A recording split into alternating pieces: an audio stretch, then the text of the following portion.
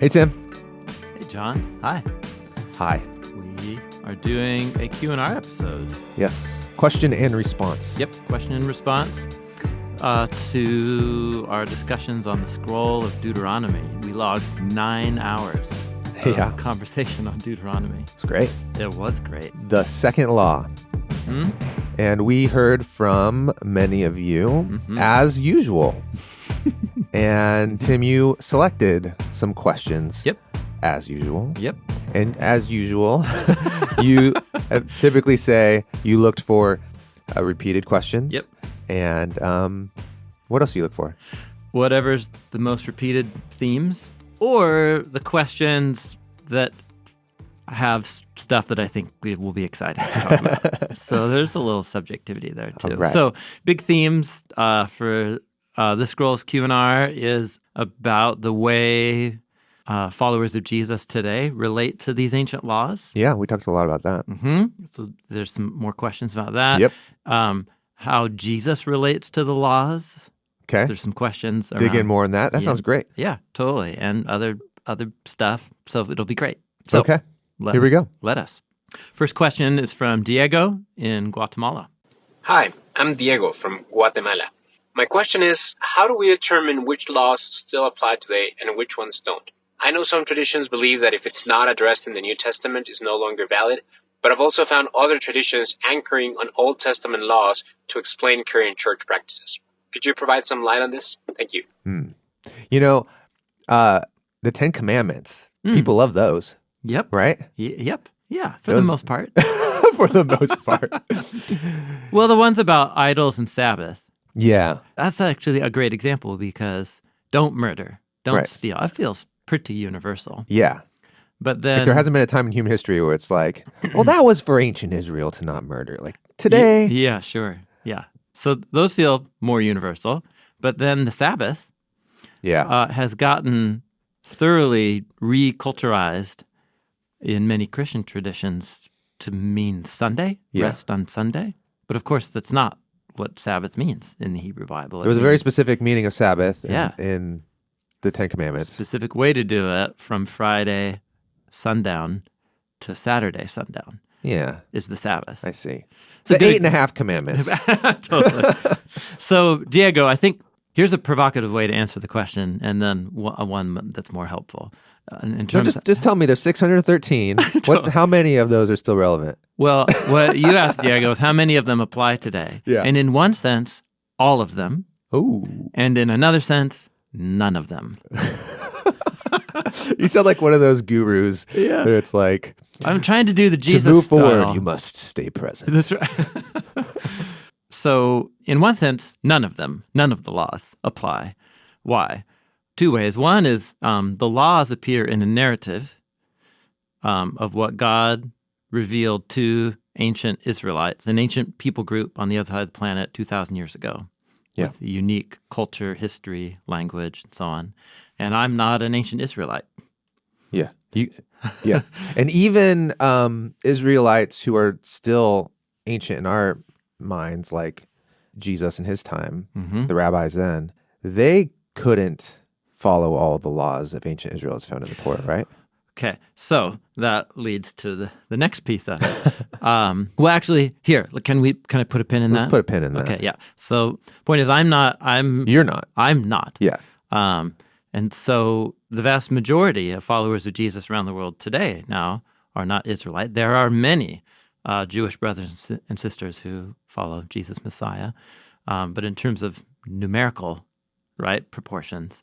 So no modern followers of Jesus are the audience spoken to in the giving of the laws. That's one piece. The second piece, though, is a deeper presupposition that many Christian traditions have developed about the Bible that we've called the reference book approach. The Bible is kind of this it's a handbook, like a divine behavior manual. Yep. Yeah. And so A rule book. Pick a sentence from this part of the Bible, from that part of the Bible, from that part of the Bible, front, back, middle, end, and that's what God says for you to do. Yeah. Or it's a constitution of sorts. Sure. Which, and this is where it gets confusing, because ancient Israel, we're talking the time of Moses, and then also beyond, would have had some sort of ancient constitution of laws, and we don't customs. have customs. We don't have it. We just have pieces of it. Yeah. And by I say we have, the biblical authors selected and gave to us and inserted into the story different collections of legal material that they believe were a revelation of God's wisdom to his people. And so, that's the thing I was going to put a pin in, was the wisdom thing. So let me come back to it. But your point is just, even then, we don't have Israel's whole legal custom and tradition. Yeah. We have samples of it. Yeah. If you think what you have is an ancient constitution or like the legal handbook, we have pieces of that. We don't even have that. Yeah. And so the Bible isn't trying to say, here is exactly how you do everything to be a good person as a child of God. Yeah. So in that sense, none of them, because the purpose of the laws in the Torah isn't to provide the ultimate comprehensive way that God wants you to live as stated in the laws as such. It's just, you just don't have what you need, and that's not the role that they play. But what if I said there, okay, but there's still something there. Yes. So why don't I just follow the things that it does have? I mean, I should at least do that. If this is God's word, I should at least try to do the things it does tell me. So, but this is part of the laws are incarnate. They're embodied in the language and imagery of their culture and time. They're laws that assume a federation of tribal communities living in the hill country of Israel and Judah. Yeah. In the Iron Age, in agricultural units. You know what I mean? Like, so most humans of most human history now don't live in the social setting assumed by the laws. So this is the whole thing. So one is a reference book approach to the laws don't really allow anybody who didn't live in the original time they were given, only they could apply them on one level. Yeah. So in one sense, none of them apply. But in another sense, all of them apply. And what we mean by that is the laws fit into a unified story, and they play a role in what the author's trying to communicate about God, God's wisdom, and human nature through the cycles of the biblical story. And that sounds really abstract, but when we got into it in Deuteronomy and we just looked at what Jesus did with the law that Moses gave about divorce. Yes. And then we did the whole experiment with the law of the captive, like the woman who's a captive of war. Right, which you would look at a law like that. What do you do with a woman who's a captive of war in ancient Israel? And you would think, well, I can't apply this. But we were able to, through the lens of how Jesus interacted with these laws, we're able to discern there is wisdom here. Wisdom about respecting people's dignity, and how Jesus would grab that piece of wisdom and then crank that up and say, how do I apply that in the most radical way in my setting? Yes. Yeah. So Diego, your question is, there are some traditions that say if a law from the Hebrew Bible isn't quoted or repeated in the New Testament, then it's not valid. So Paul quotes the Ten Commandments and a handful of Ten Commandments. Yeah. Well, what about the ones that he doesn't quote? Does that mean it's kind of an arbitrary reference book way of doing it?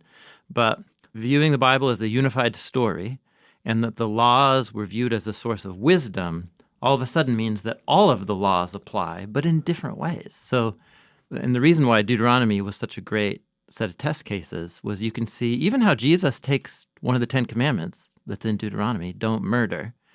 So you could just say, well, that applies. Yeah. But look at what Jesus does with that command is all of a sudden he turns it into Don't despise people. God addressing issues of contempt and pride, superiority, and anger. Yeah, it's not so easy as don't take someone's life anymore. Yeah. There's some deep wisdom about respecting humans as being the image of God. That's right. And so in that sense, what Jesus sees, the divine wisdom in do not murder, I think is the same process that we are called to undergo with all of the 613 laws. Where's the divine wisdom that transcends the particular wording or situation of the law in its ancient setting and that transcends that? And that's what we trace Jesus doing. So I really am not being sarcastic, Diego, when I say, but none of them apply, and all of them apply. Yeah. None of them apply literally, because I'm not an ancient Israelite. However, I am a non-Israelite who follows Israel's Messiah. Mm-hmm. And so I've been grafted into the family story that views these laws and the narratives around them as a source of divine wisdom. And so in that sense, all of them apply. What would you say to someone who is trying to be Torah observant Christian? So they do the feast days, they eat kosher, they do Sabbath, and I'm sure a bunch of other things as well. Yeah, totally. And they're going for it. Yeah, I would want to hear more about their story and why they're doing that and how they're encountering Jesus as they do that. And I think like Paul the Apostle, like what he said to the house churches at Rome. He just said, like, if that is the pathway for you to express your discipleship to Jesus, then double high five. Let's be careful that we don't make that the entry card for anyone else. Yeah. Because that's what Paul was not anti-Torah observance. Right. He was anti-making culturally exclusive Torah observance the barrier of entry for getting into the covenant family of God. But that's why he's trying to work out that truce between Israelites and non-Israelites in the house churches of Rome. And he says, well, some will do this day as holy, some will not. Both will do it as an expression of devotion to Jesus. And somehow we need to find a way to be unified across that boundary. So I think that's awesome. And I think for me, being a non-Israelite coming in, my family, we've adapted all kinds of different practices from the laws of the Torah, especially around holy days. Yeah. Because we found them so rich and meaningful to do like a Messianic Passover or a Messianic Shabbat meal every Friday. And we love it. Like it's so life-giving for me. So I the burnt offerings get a little messy, but totally. So Diego, it's a good question. We tried to really go at it in the podcast episodes, but it's worth revisiting and restating. And then also related to that question, we have another question from Alex in Ontario in the same vein. Hi, Tim and John. Thank you so much for all the work that you do.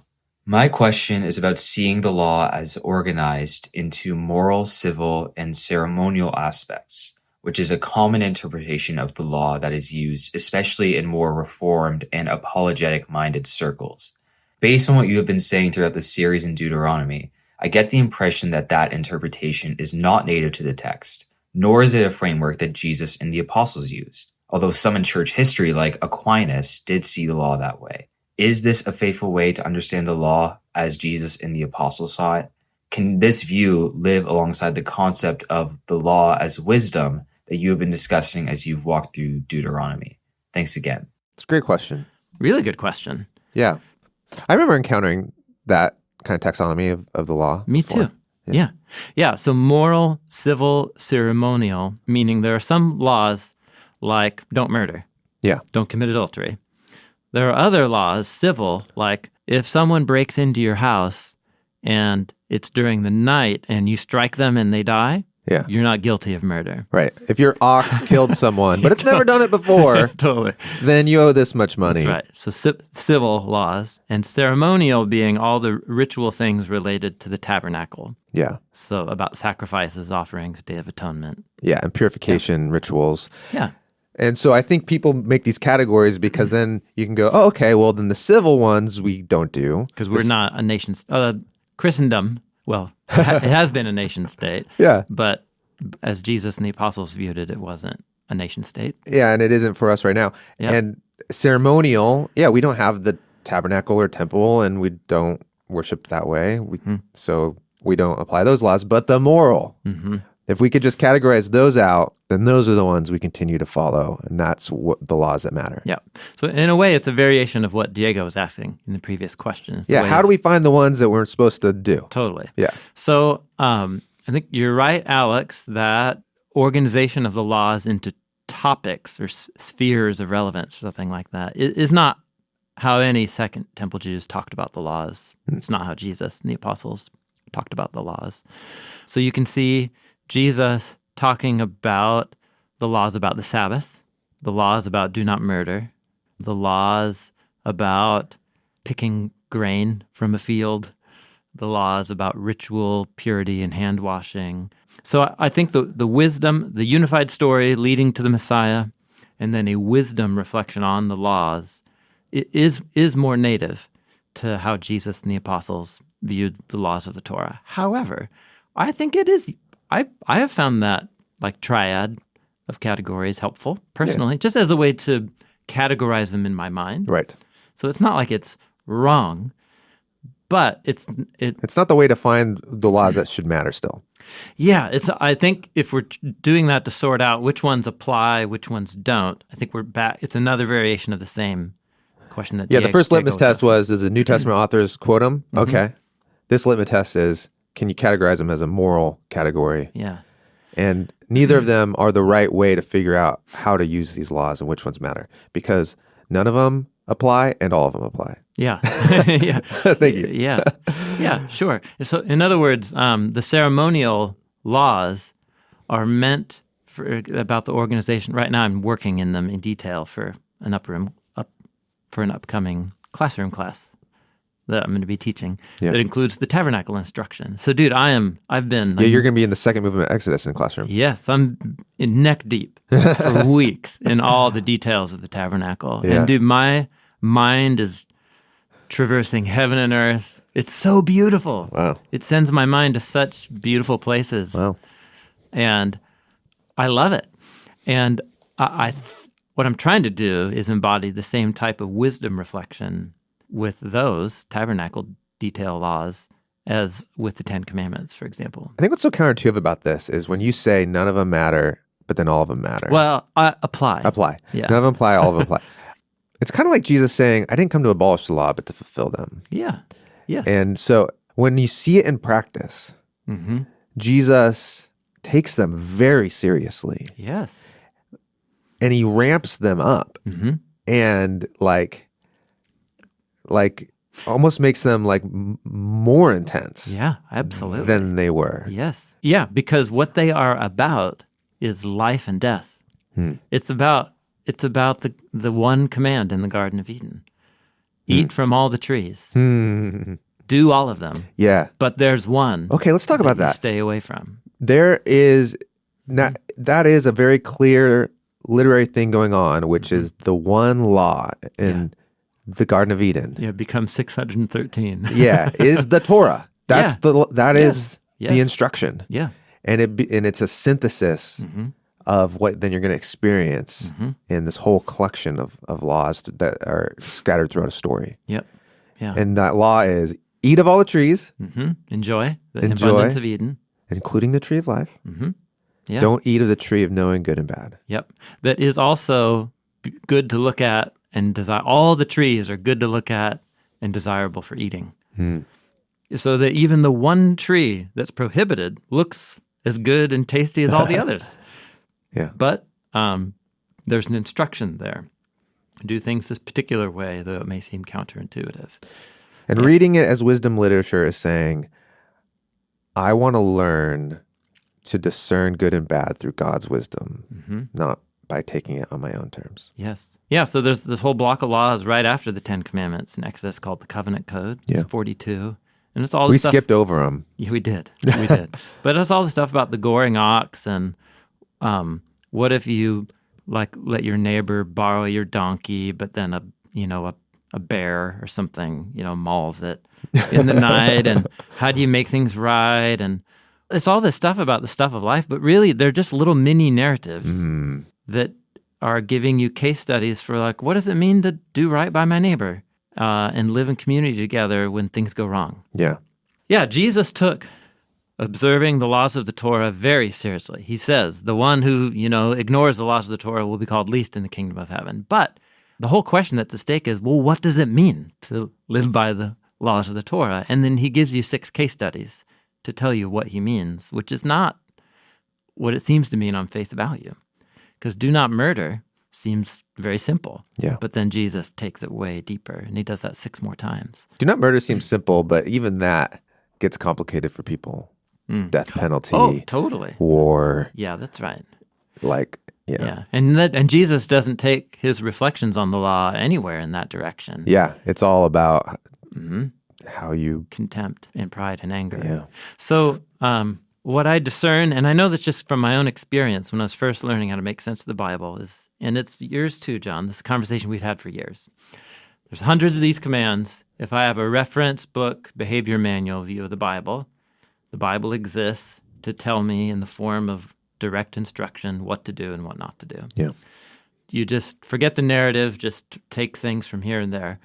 And that approach will lead to an internally contradictory, inconsistent use of the Bible that produces the kind of diversity and division that are in so many Christian traditions today. And it doesn't seem like that's how Jesus and the apostles engaged the laws of the Torah. So different traditions have developed different tools that can be more helpful, less helpful. And so the moral, civil, ceremonial is a helpful organization for some things, but I don't think it leads us to really see what Jesus and the apostles are doing with the laws. Cool. So, yeah, it's a big topic, and it's just good. It's just perpetual. I think it will be ongoing until the new creation. But it's a dynamic that's right there in the New Testament, and it's important for all of us as we meditate on the laws of the Torah. Oh, one helpful resource that's been helpful for me is Christopher J.H. Wright's book, Old Testament Ethics for the People of God. C.H., right? Is it J.H., right? It is J, and I didn't write it correctly. J.H., right? Yep, Christopher J.H. Wright. He's been an important teacher for me about this style of wisdom reflection, and he especially addresses issues of civil law in the Hebrew Bible as having so much wisdom for how Christians think about justice, the economy. So, many of the more societal issues. And he's so wise and insightful. So, and he is an embodiment of this paradigm. So that's a very helpful book on Old Testament law and ethics. Cool. There's another question about a law from Kate in Washington. Hey, Tim. Hey, John. It's Kate from Vancouver, Washington. My question is regarding the law of the harvest in the second movement of Deuteronomy, where they say in 23:14 through 15 that if you go into your neighbor's vineyard or field, you may eat your fill that you pluck with your hand, but essentially you can't harvest. Also in 24:19 through 22, it gives instructions on how to leave part of your harvest for basically any people that don't have land. Is this significant in Matthew 12:1 through 8, when Jesus and his disciples pluck the grain with their hands on the Sabbath, since they were essentially nomads with no land? Thank you so much for all you do, and have a blessed day. Kate. Okay. Was there a little literary hyperlink with Jesus, the story of plucking the grains, and what's happening in this law in Deuteronomy? Yeah. So good. Good job, Kate. First of all, definitely. Definitely. And the story she's referencing is... Jesus and the disciples are cruising on the Sabbath. And they are plucking grain, had kernels of wheat. Getting a little snack. Totally. And what's so funny is actually the first time for me that this happened to me where I was able to do such a thing was just this last summer. Oh, really? Yeah. Through a grain field? Yeah. We had taken a family trip, and we were staying a couple nights in this rural area, and we would take evening walks along this country road along a wheat field. There was, and the time of year, it was mid-late summer, and so they were just fat, like heads of grain. So we just grabbed them, and they were so good. Yeah. And the wheat berries, or the wheat, they were big. They were like the size of raisins. It's a berry? But it's a seed. You know what? It's a seed. So funny. I don't even know what we're talking about.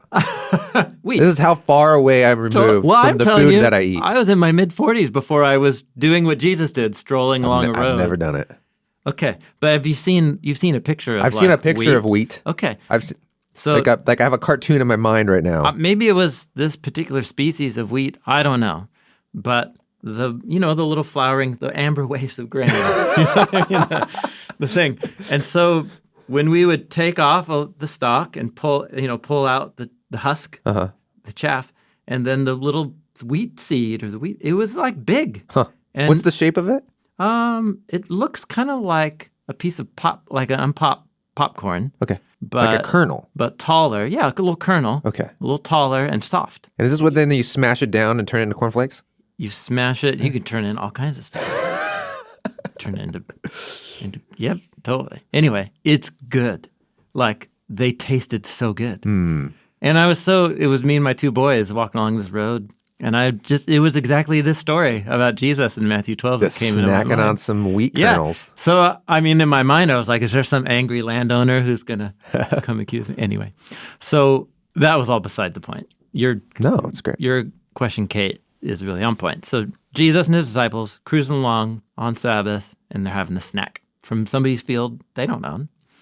And the Pharisees see this, and they accuse Jesus of working on the Sabbath. There's very clear rules about what does and does not constitute work on the Sabbath. So aside from the Sabbath issue, so there's a whole Sabbath debate going on that links to other healing on the Sabbath and things that Jesus did on the Sabbath.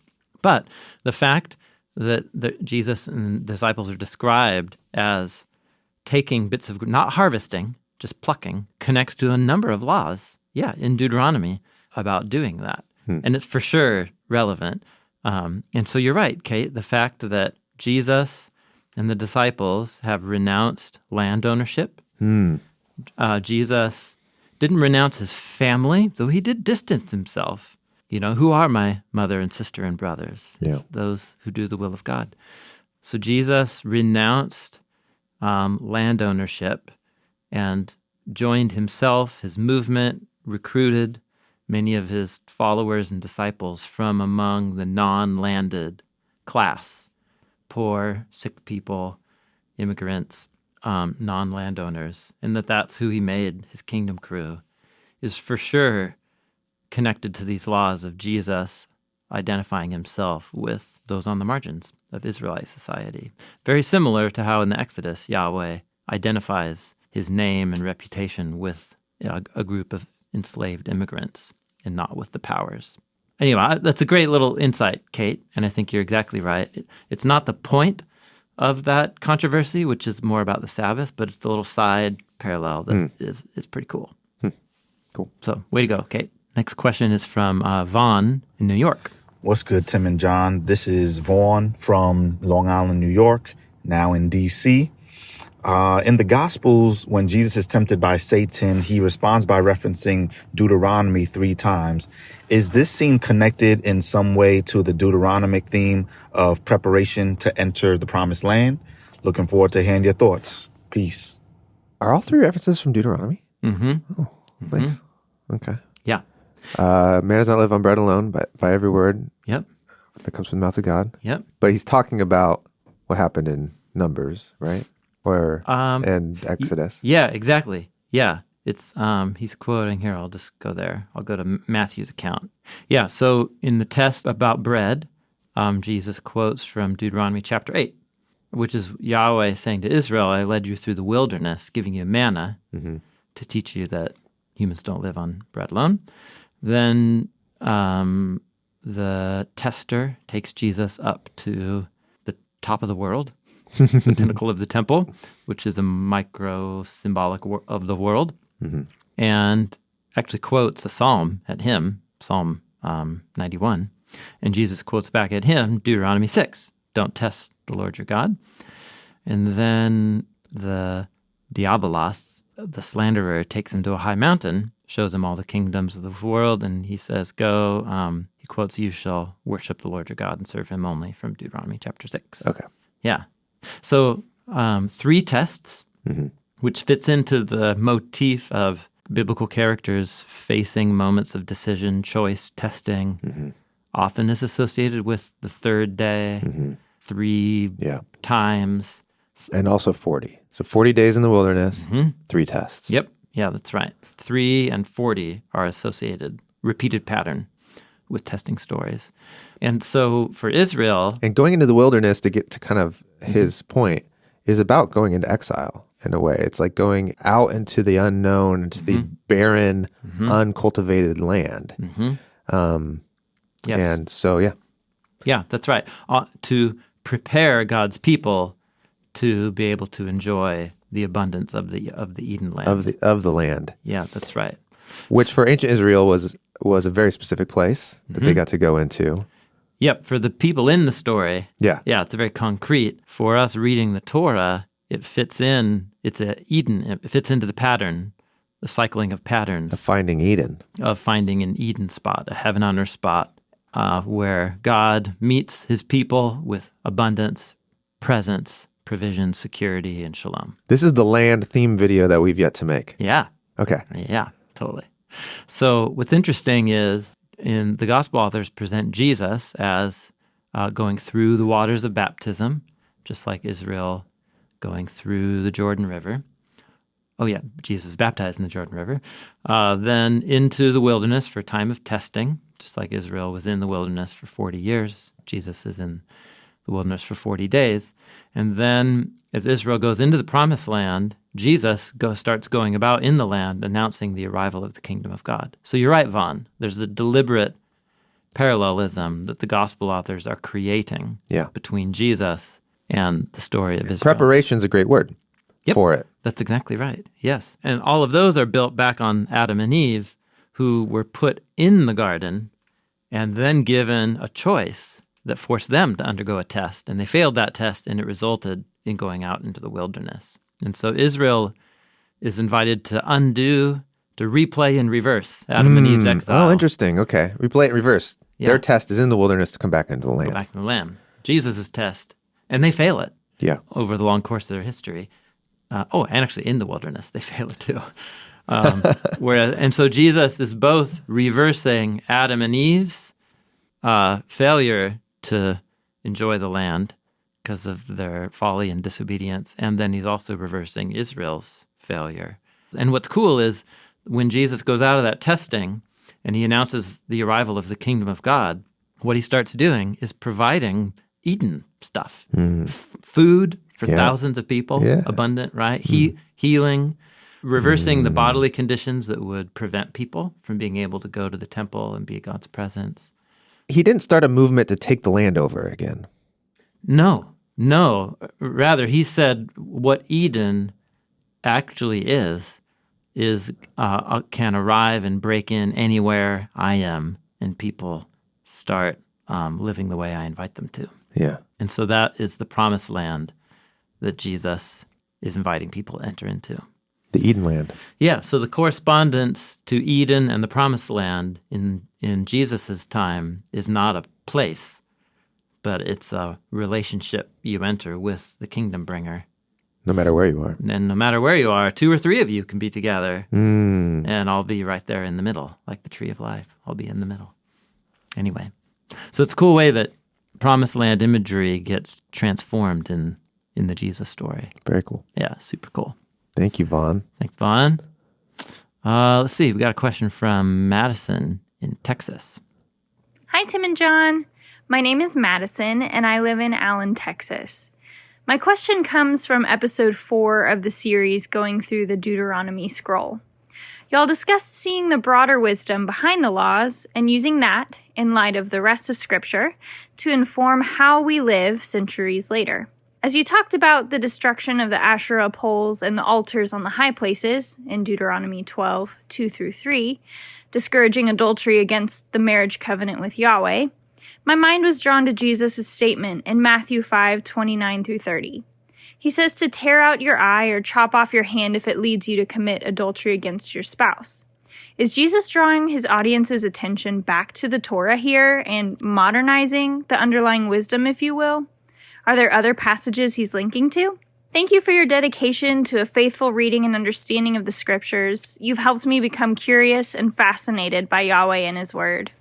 Okay, so she's referring to, refresh me, Deuteronomy 12. It's about go into the land and just tear everything down. And it's kind of like this violent, and we were trying to say, hey, let's be careful not to just apply this to some sort of new, ethnic cleansing. yeah. And more specifically, it was when you go into the land, you're going to find these markers and shrines To other gods. to other deities that dedicate this space in service and in allegiance to that spiritual power.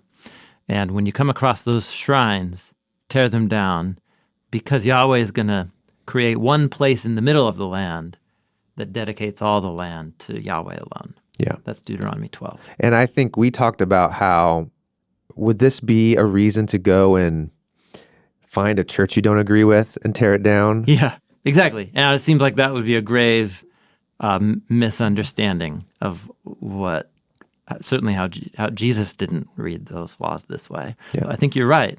Where you see this aggressive, even violent language picked up by Jesus or by the apostles is in their relationship to moral compromise, moral failure, and in our relationship to the principalities and powers, as Paul calls them, or the powers of sin, flesh, and the devil.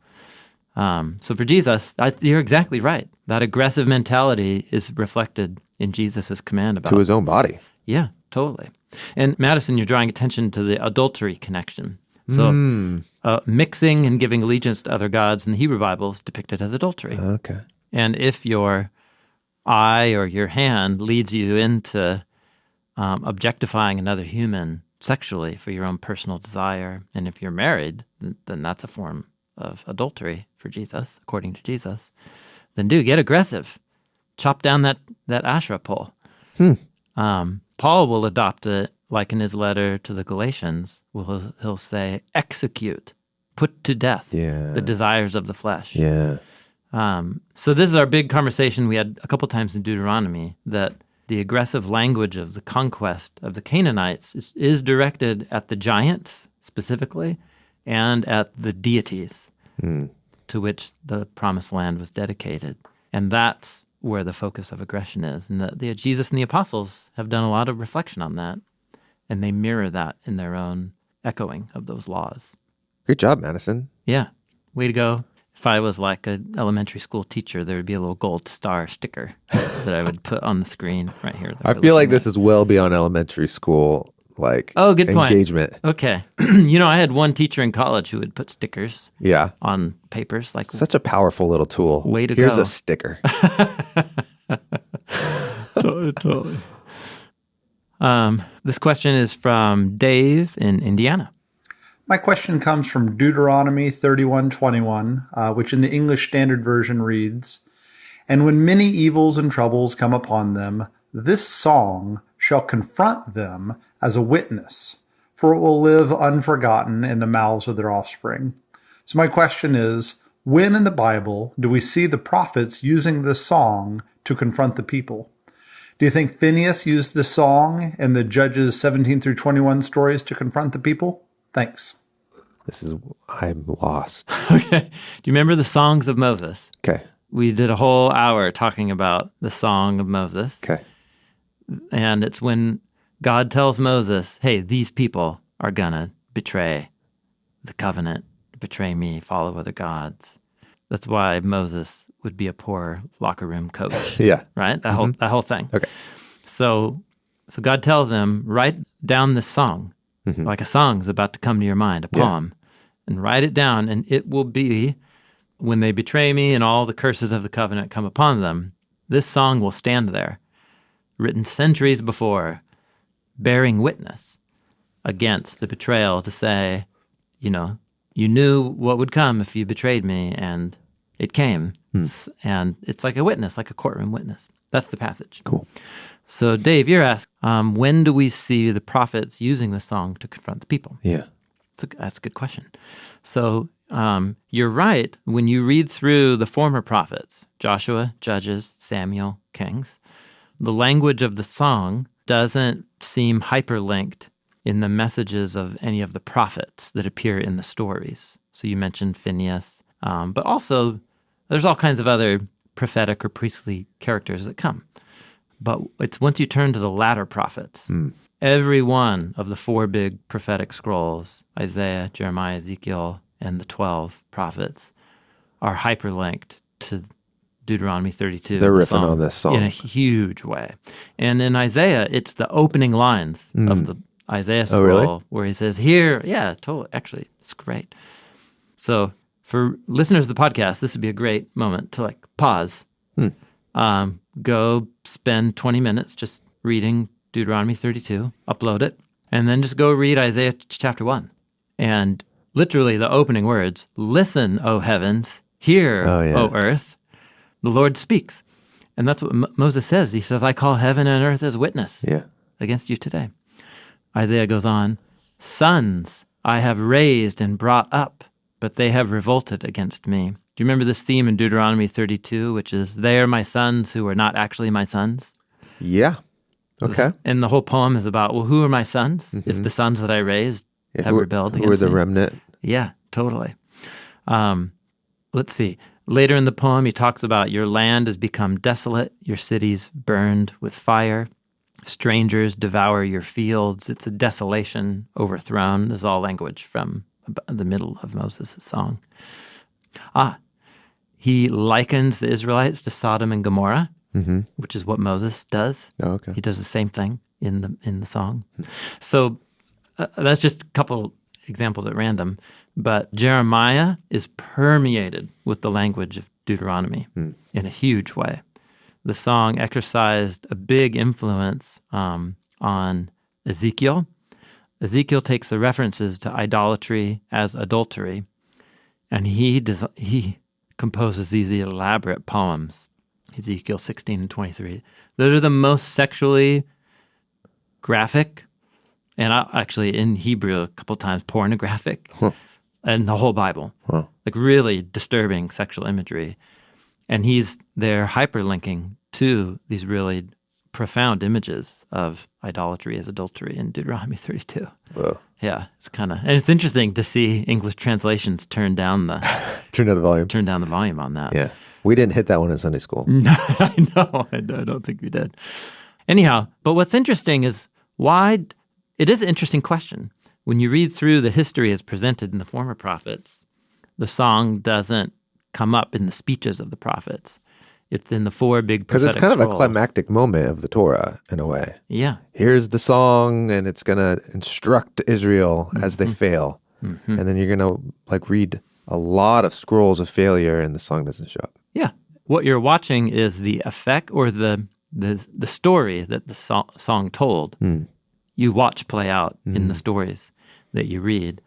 But it's in the prophetic collection scrolls that Deuteronomy 32 really starts popping up again.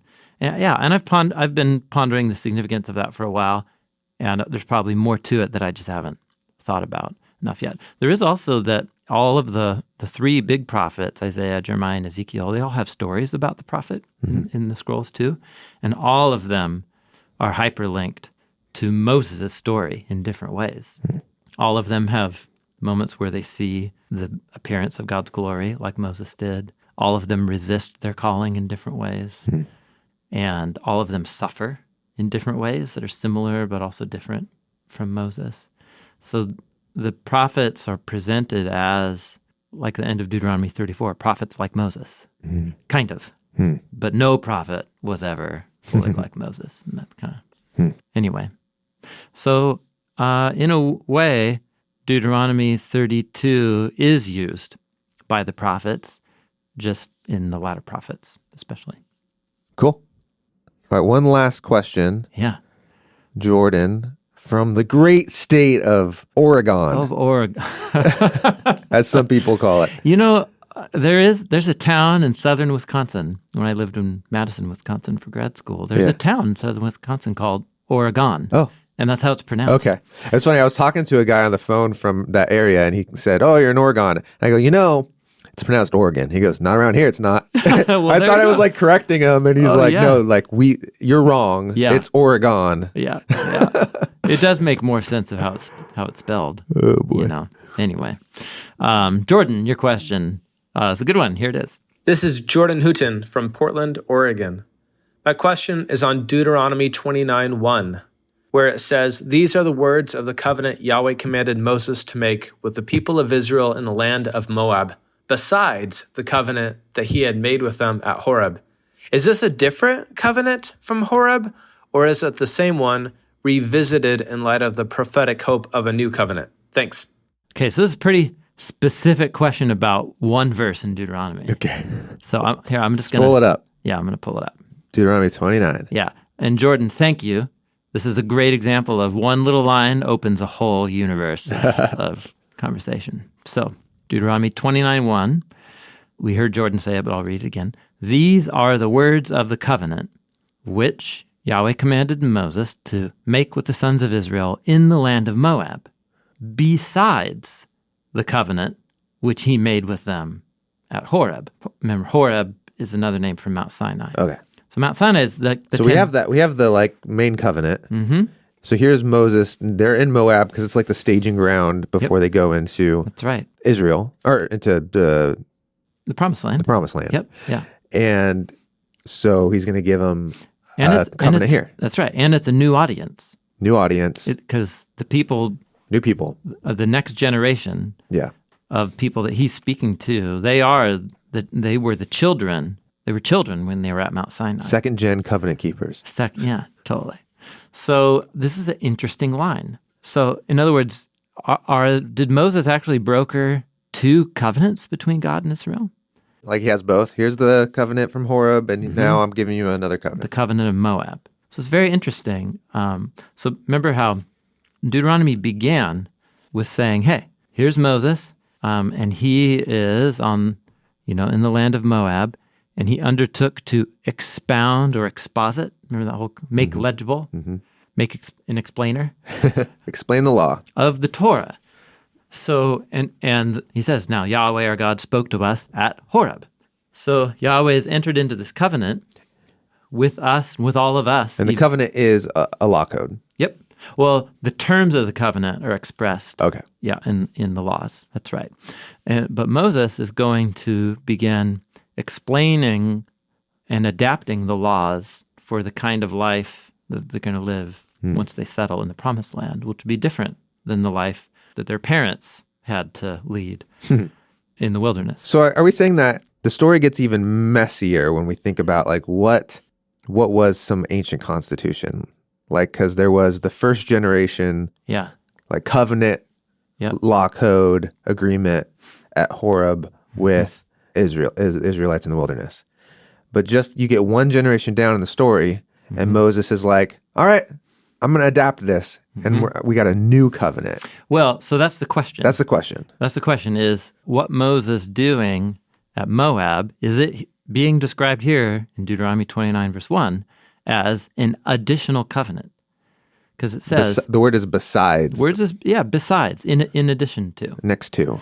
So here's what's fascinating, is a lot of it comes down to what are the words being referred to when it says these are the words. So this is a valuable little kind of moment. If you look at the footnote that's provided here, what you're told is in the Hebrew text, in the chapter and verse numbering in the medieval Hebrew manuscripts, in our English translations is Deuteronomy 29, verse 1, is in Hebrew, Deuteronomy chapter 29, verse 69. In other words, it's the end of the previous chapter.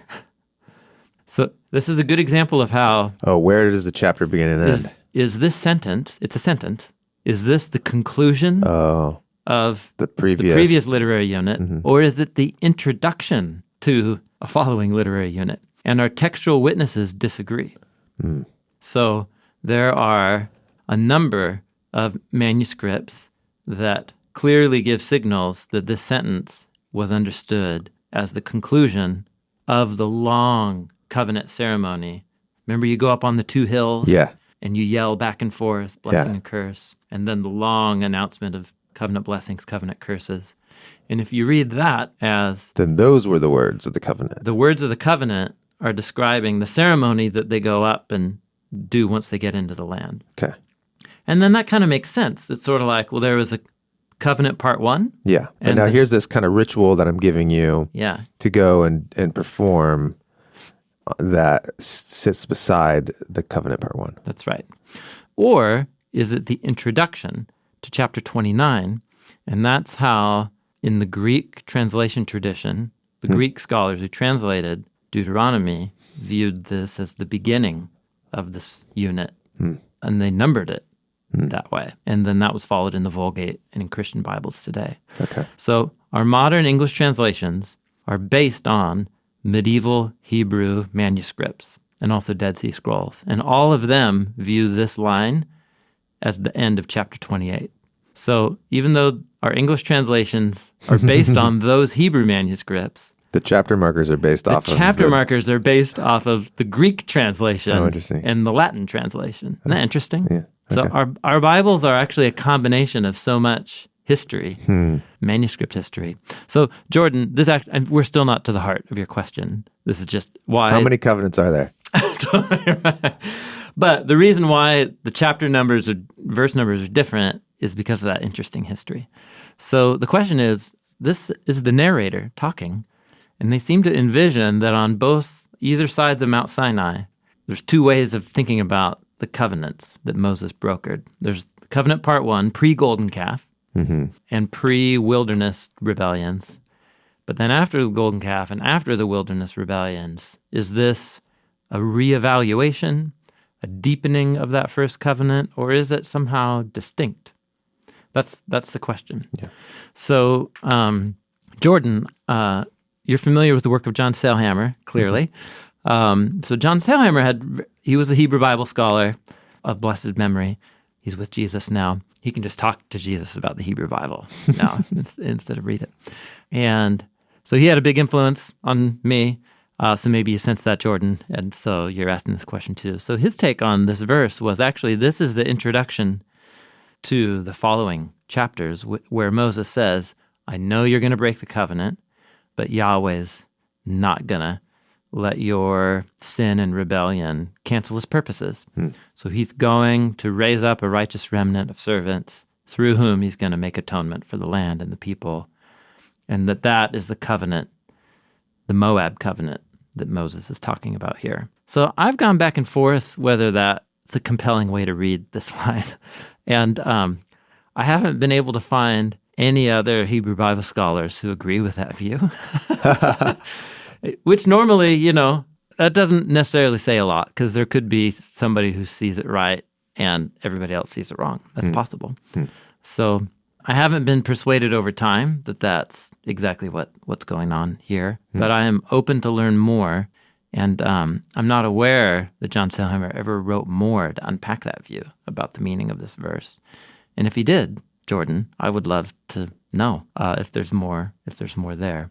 Because the difference really is it possible that these final chapters of Deuteronomy that envision the failure of Israel and Yahweh providing for that failure so that the covenant can be fulfilled in the future, if that's what the Moab covenant was about, whereas the Sinai covenant was already broken and it's set up to fail, is that already a view that's at work in the Torah? I don't know if that makes any sense, what I just said. Yeah, it feels like what we're talking about is, at the end of the day, not that important as it cashes out to what it means to live by the wisdom of the Torah. But we are concerned here with what's the view of the covenant at Mount Sinai that's being put forward by the final shape of the Torah. There's obviously two events. There was a covenant kind of ceremony at Sinai, and now there's this new covenant ceremony happening as they prepare to go into the land and being told what to do when they get in the land. Yeah. And how those two relate to each other feels like what we're trying to discern. Right. That's right. Yeah. And it's interesting, but as it pertains to what's the wisdom underneath any of this, I don't know how essential the question is. Oh, I see. Well, maybe for that purpose.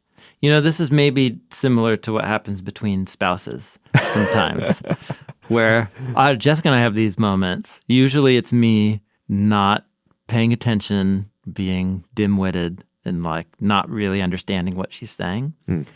And so we reach this kind of point where I realize that that's what has happened. Yeah. And so I get real pragmatic. And I'm like, well, okay, so I misunderstood you fundamentally, and I'm so sorry. I think I get you now enough Let's move on. to like we could move forward so that I could like do whatever the thing is what you really were trying to tell me. Or we could take another 15 minutes so I could really understand everything you were trying to say that I missed out on. And how much it hurt you that Yes. I didn't understand Yes. it in the first place. Exactly right. Yeah. So maybe that's kind of, but it's important to know what somebody actually meant. Sure, okay. And on the same time, on a pragmatic level, you could read the laws of the Torah and not have to sort out this question that Jordan is raising, I think. But it is an important question nonetheless. Got it. So Got it. It is an important question. It feels like a 500 level question to me. yeah, maybe. But dude, we've got a lot of 500 level my goodness. listeners for this podcast. For sure. Yeah. Okay, that's that's the Torah. Yeah. We did it. No, that's Deuteronomy. Well, but that's Deuteronomy. Yeah. But we finished the Torah. But we've finished the Torah, though we're going to have one more. But we're going to have one more. Okay, there it is. So actually, yeah, we are going to go back through, and there's a lot of questions we didn't answer. So many. Yeah. And so next week, Yep. we'll do a bonus Yep. Torah Q&R. Yes, it's the end of the year. We're getting creative, and we're going to do one more Q&R episode that'll release next week, and we'll range the whole Torah. Some great questions that came in that we still want to address. So we'll be back with more of this in the next episode. But thanks for listening this week. We love hearing your questions, and we do all of this because you make it possible with your support of our patron community, which many, many of you who listen are a part of. Thank you for being part of this with us. Hi, this is Yaba Fojo, and I'm from Accra, Ghana, in Africa. Hi, this is Brian, and I'm from Chicago, Illinois. I first heard about Bible Project when I was browsing through my phone's app store shortly after declaring my faith in Jesus Christ. I downloaded the Bible app and began watching the Bible Project's videos. I first heard about Bible Project in 2018. I use Bible Project for myself, for my personal study. I use Bible Project as an additional resource to learn more on how to handle different subjects of life in a God-honoring way through the plans that are provided for free. My favorite thing about Bible Project is how simple everything is and how really easy it is to listen to. My favorite thing about Bible Project is that I can see the love and intent to create a space for everyone to encounter Jesus' love and delve deeper every single day. We believe the Bible is a unified story that leads to Jesus. We're a crowd-funded project by people like me. Find free videos, study notes, podcasts, classes, and more at BibleProject.com.